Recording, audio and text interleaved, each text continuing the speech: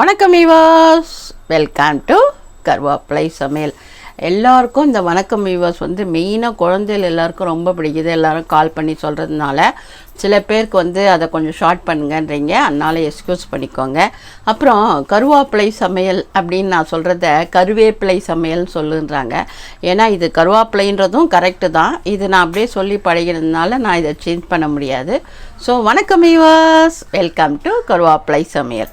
இன்றைக்கி நம்ம என்ன பண்ண போகிறோன்னா காலிஃப்ளவர் வச்சு ஒரு குழம்பு. அது சாத்துக்கும் தொட்டுக்கவும் தொட்டுக்கலாம்.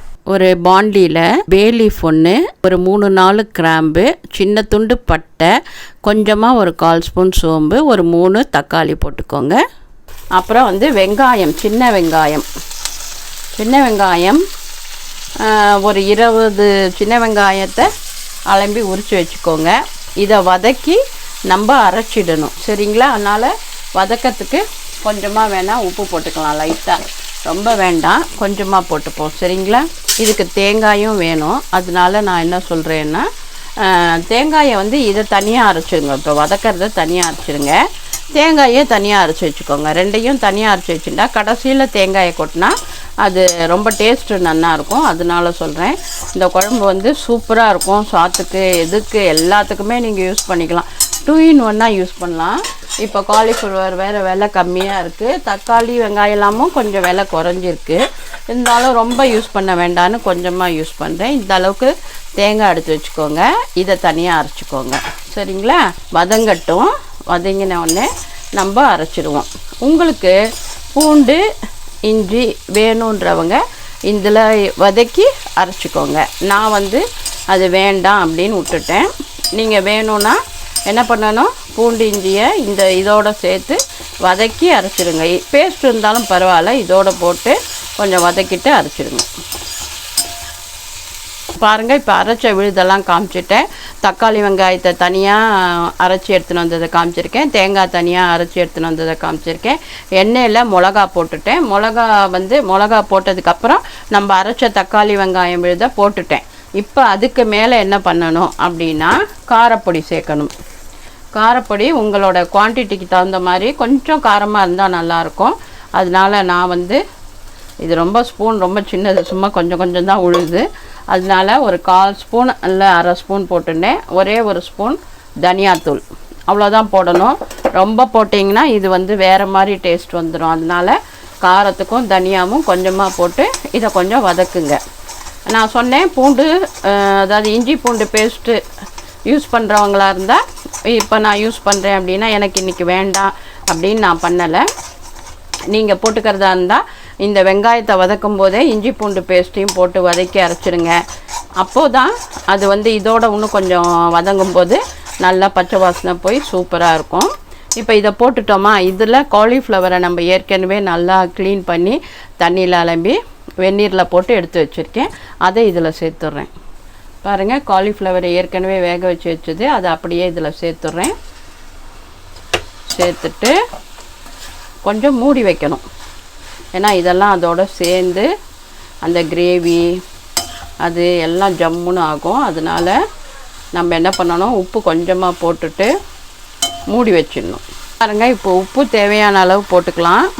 ஏன்னா கிரேவின்றதுனால ரொம்ப உப்பு தாங்காது. நான் இந்த அளவுக்கு போட்டுட்டேன், போரும். அதுக்கப்புறமா கொஞ்சமாக தண்ணி ஊற்றி இதை மூடி வச்சிடணும்.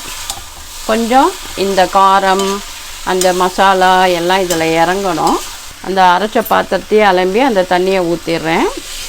ஸோ இப்போ கொஞ்சம் வேகிறதுக்கு அது எல்லாம் சேர்ந்து வர்றதுக்கு வசதியாக இருக்கும். இங்கே பாருங்கள், 2 புதினா இருக்குது, இதையும் போட்டு நான் மூடி வச்சிடுறேன், சரிங்களா? நீங்கள் வெளியிலலாம் போய் தொட்டுக்கை களைய வேண்டாம். டக்குன்னு இப்போ காலிஃப்ளவர் வேறு சீப்பாக இருக்கா, டக்குன்னு ஒரு குழம்பு பண்ணிடலாம், சூப்பராக இருக்கும். இதுக்கு புளியும் தேவையில்லை. வேணும்னா கொஞ்சம் வெங்காயம் தக்காளியை நீங்கள் அந்த கிரேவி சேர்க்கறதுக்கு முன்னாடி அரைச்சதை சேர்க்கறதுக்கு முன்னாடி வேணால் வதக்கிக்கலாம்.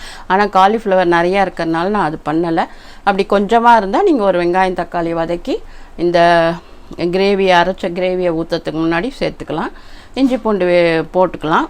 ஆனால் நான் இது சாத்துக்கு சாப்பிட்றனால இஞ்சி பூண்டு பேஸ்ட்டு எங்கள் வீட்டில் இறங்காது. அதனால் அதை நான் கட் பண்ணிவிட்டேன். நீங்கள் வேணும்னா சேர்த்துக்கோங்க. இது வேகட்டும்.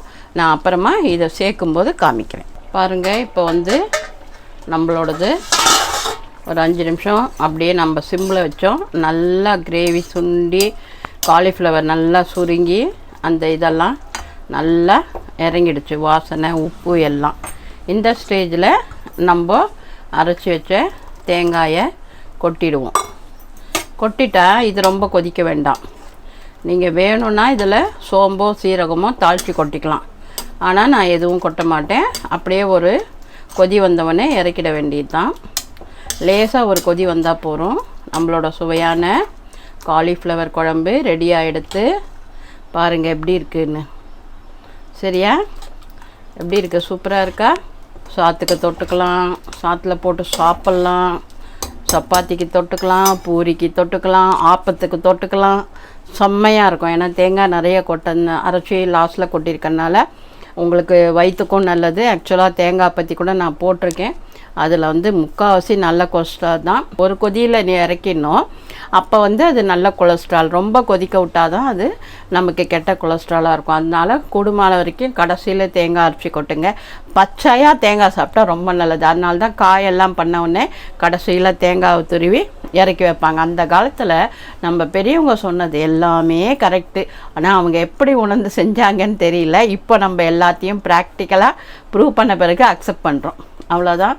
வாங்க, நம்மளோட சூப்பரான குழம்பு ரெடியாக எடுத்து சாப்பிடுவோமா?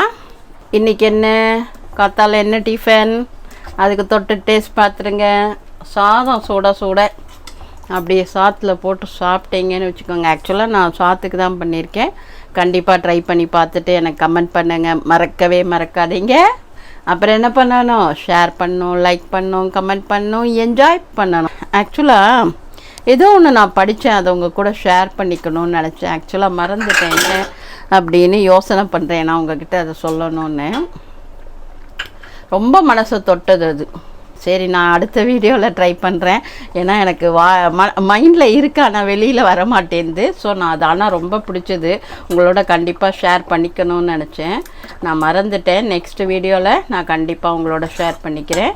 Okay, until then bye bye. ஆரோக்கியமாக சாப்பிடுவோம், ஆரோக்கியமாக இருப்போம். நன்றி, வாழ்த்துக்கள்.